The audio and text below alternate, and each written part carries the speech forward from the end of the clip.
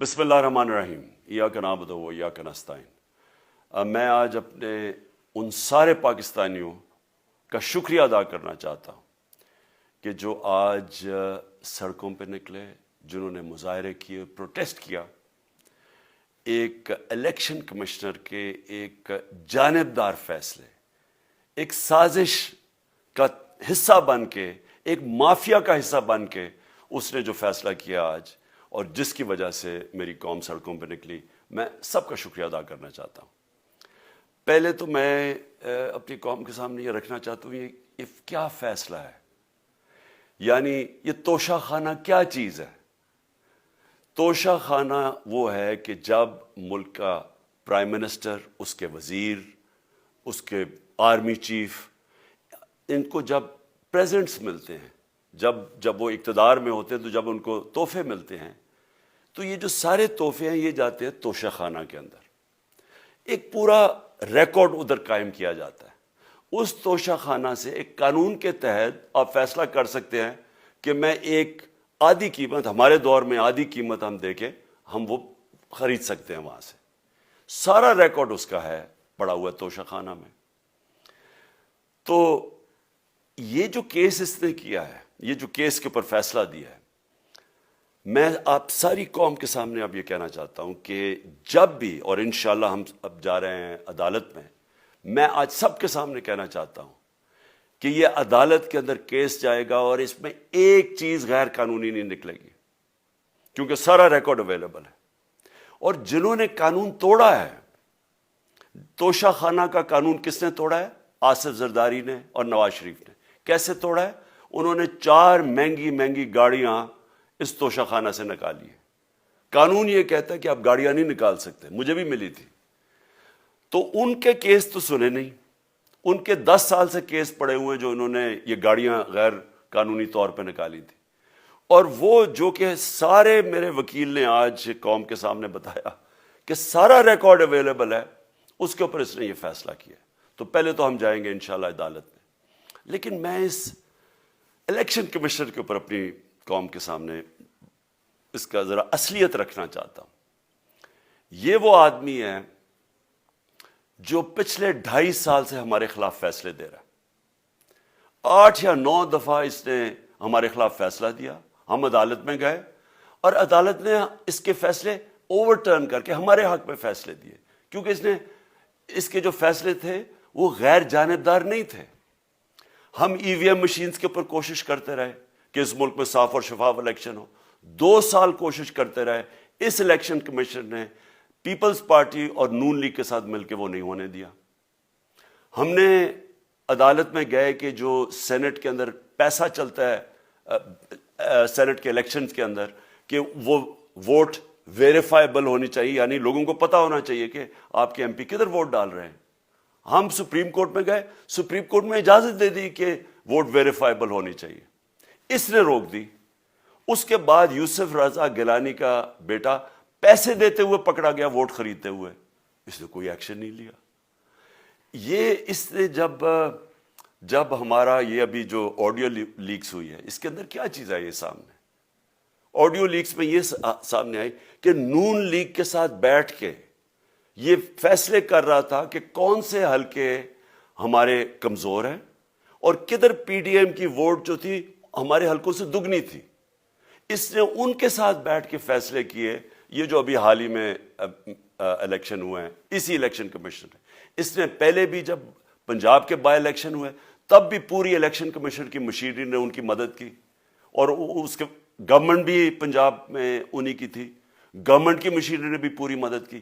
اس کے باوجود دونوں دفعہ یہ الیکشن ہار گئے، اور الیکشن اس لیے ہارے کہ پاکستان کی قوم ان کو ریجیکٹ کر بیٹھی ہے، اور اللہ کا شکر ادا کرتا ہوں ہمارے ساتھ کھڑی ہے۔ جب ہماری گورنمنٹ گئی تب سے یہ مافیا کوشش کر رہا ہے کہ تحریک انصاف کو ختم کرنے کی۔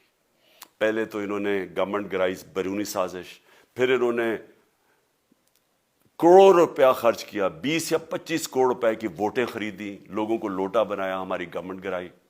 اس کے بعد جب ہم نے مظاہرہ کیا، پرامن مظاہرہ، آئین اور قانون میں رہتے ہوئے، ہمیں آئین اجازت دیتا ہے پرامن احتجاج کرنے کی، ہم نے پرامن احتجاج کرنا تھا۔ انہوں نے جس طرح ایک بیرونی جو آج بھی وہ سائفر اویلیبل ہے جس میں واضح ہے کہ ان کو باہر سے مل کے انہوں نے ایک گورنمنٹ گرائی تھی.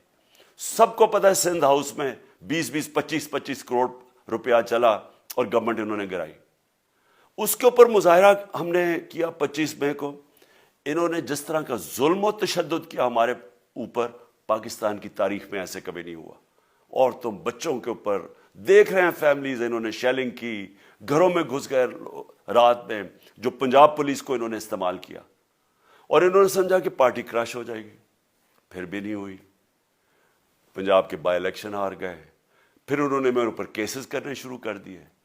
کبھی عدالت میں ایک کیس ہوتا ہے, کوئی 24 FIR ہے میرے اوپر. دہشت گردی کا میرے پہ کیس کر دیا. کیا کیس تھا؟ ساری دنیا میں رپورٹ ہوا وہ کیس. کیس کیا ہے کہ عمران خان کہہ رہا ہے کہ ریمانڈ پہ بھیجنے کے لیے ایک جس کے اوپر تشدد ہوا ہے, کسٹوڈیل ٹارچر ہوئی ہے شہباز گل کو, کہ ہم قانونی کارروائی کریں گے.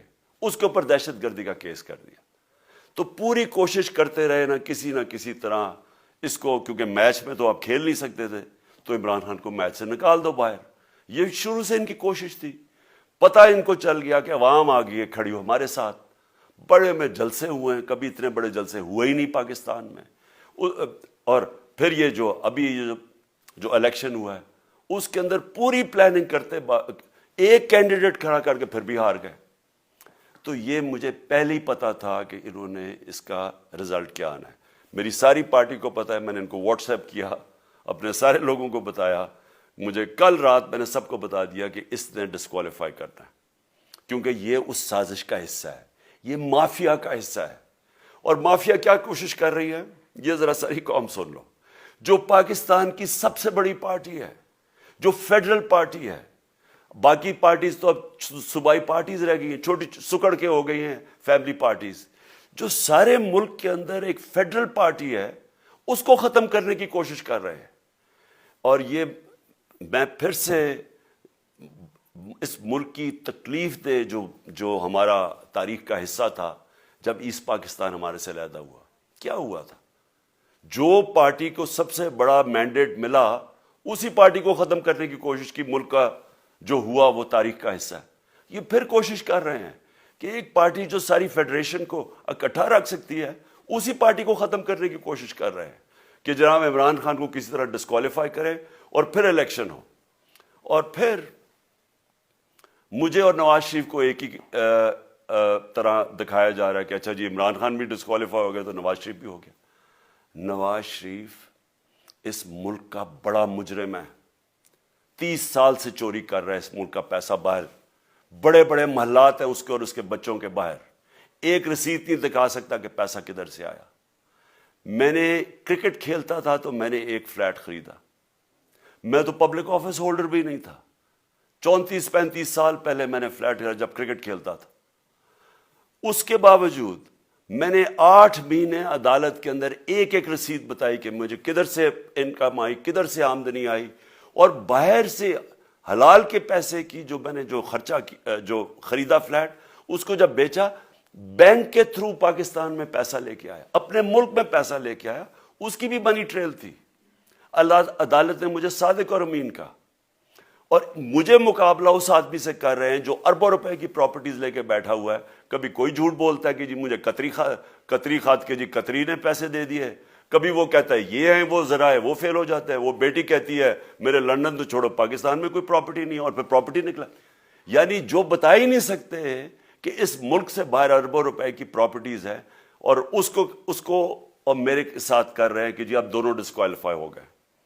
اور جو سب سے شرمناک چیز کیا ہے کہ جس آدمی کی ساری پراپرٹی سب پاکستان سب ڈکلیئرڈ اپنے نام پہ, اس کو ڈسکوالیفائی کر رہے ہیں, اور یعنی میچ سے باہر رکھنے کی کوشش کر رہے ہیں.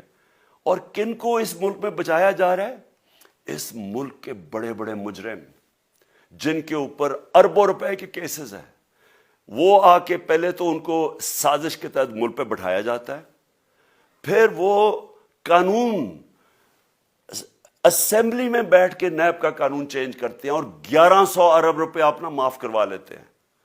قوم جب نیچے پسی ہوئی ہے آج مہنگائی میں، بے روزگاری میں، 6 مہینے میں انہوں نے ملک کدھر سے کدھر پہنچا دیا ہے. آج دنیا کہہ رہی ہے کہ پاکستان قرضے نہیں اپنے واپس کر سکتا، ہمارے بانڈز کریش کر گئے ہیں، ہماری انڈسٹری نیچے جا رہی ہے، ہمارا فورن جو پاکستان میں ڈالرز آنے تھے ایکسپورٹس بھی نیچے جا رہی ہیں، ریمیٹنس بھی نیچے جا رہی ہے، ملک کی دولت کم ہو رہی ہے، گروتھ ریٹ نیچے چلی گئی ہے، کسان علیحدہ سڑکوں پہ نکلے ہوئے ہیں، ٹیکسٹائل انڈسٹری وہ 20% بند ہو گئی ہے. 6 مہینے میں وہ پاکستان کو یہاں لے کے آئے ہیں اور اپنے صرف پیسے بچا رہے ہیں، صرف آ کے اپنی چوری بچا رہے ہیں. اور جو آدمی 26 سال سے سٹرگل کر رہے ہیں اس ملک میں، قانون کی بالادستی ہو، انصاف ہو، احتساب ہو، اس کے اوپر کیسز کر رہے ہیں اس طرح کے، صرف اور صرف میرا منہ بند کرنے کے لیے. میں آج اپنی ساری قوم کے سامنے یہ آپ سب کے سامنے یہ وعدہ کرتا ہوں کہ میری جتنی بھی زندگی ہے وہ ان چوروں کا مقابلہ کرنے کے لیے. میں اس کو سیاست نہیں سمجھتا، میں اس کو جہاد سمجھتا ہوں. یہ جو مافیا بیٹھا ہوا ہے جس کا یہ حصہ ہے یہ الیکشن کمشنر، میں جب تک زندہ ہوں میں ان کا مقابلہ کروں گا. میں اپنے سارے آج جو پروٹیسٹرز بیٹھے ہیں، میں آپ سب کو آج پہلے تو شکریہ ادا کرتا ہوں. اب میں کہتا ہوں کہ اب آپ پروٹیسٹ ختم کر دیں. آج آپ پروٹیسٹ اب ختم کر دیں، کیونکہ لوگ اس وقت مشکل میں ہیں اور میں نہیں چاہتا کہ میری قوم مشکل میں ہو. لیکن آپ سب تیاری کریں. میں نے کہا تھا مہینے کے اینڈ میں لانگ مارچ کروں گا، اور میں پوری طرح انشاءاللہ اس ملک کی تاریخ کی یہ سب سے بڑا پروٹیسٹ ہوگا. اور یہ صرف لانگ مارچ پہ ختم نہیں ہوگا، یہ میری حقیقی آزادی کی تحریک چلتی رہے گی جب تک اس ملک کے اندر قانون کی بالادستی قائم نہیں ہوگی. اس طرح کے چور، اس طرح کے ڈاکو، اس طرح کے مافیا، اس طرح کا یہ کرپٹ الیکشن کمشنر جب تک یہ بیٹھے ہیں میری یہ تحریک چلے گی. اور میں اپنی ساری قوم کو آج کہہ رہا ہوں کہ یہ ملک ایک فیصلہ کن موڑ پہ ہے. اگر ہم جو اللہ کا حکم ہے کہ ظلم اور ناانصافی کے سامنے کھڑے ہو، جہاد کرو، اللہ کا حکم ہے امر بالمعروف، اچھائی کے ساتھ کھڑے ہو اور اس طرح کے چوروں کے خلاف کھڑے ہو، جب تک ہم قوم اس فیصلہ کن وقت پہ اب جدوجہد کرنے کے لیے تیاری نہیں کریں گے، ہم ان چوروں سے اپنی جان نہیں چھڑا سکیں گے. جہاد اللہ نے ہمارے پہ فرض اس لیے کیا ہے کہ جب ہم ظلم کا مقابلہ کرتے ہیں اپنی بہتری کرتے ہیں، ظلم کم ہو جاتا ہے. جب ہم اس طرح کی ناانصافی اور ظلم کے سامنے سر جھکاتے ہیں ہماری معاشرہ تباہ ہو جاتا ہے. جب معاشرہ اچھے اور برے کی تمیز ختم کرتا ہے، یہ چور جا کے ملک کا فیصلہ کرتے ہیں، وہ معاشرہ کو تباہ کر دیتے ہیں. ہم آج اس فیصلہ کن وقت پہ کھڑے ہیں. میں آپ کو کال دوں گا، پھر سے میں آپ کو کہوں، اور انشاءاللہ اس ملک کی تاریخ کی یہ سب سے بڑا مظاہرہ ہوگا، یہ سب سے بڑی پروٹیسٹ موومنٹ ہوگی، اور یہ رکے گی نہیں. اب یہ جب تک ہم اس ملک کو حقیقی طور پہ آزاد نہیں کرتے، یہ میری پروٹیسٹ موومنٹ اب چلتی رہے گی. پاکستان زندہ باد.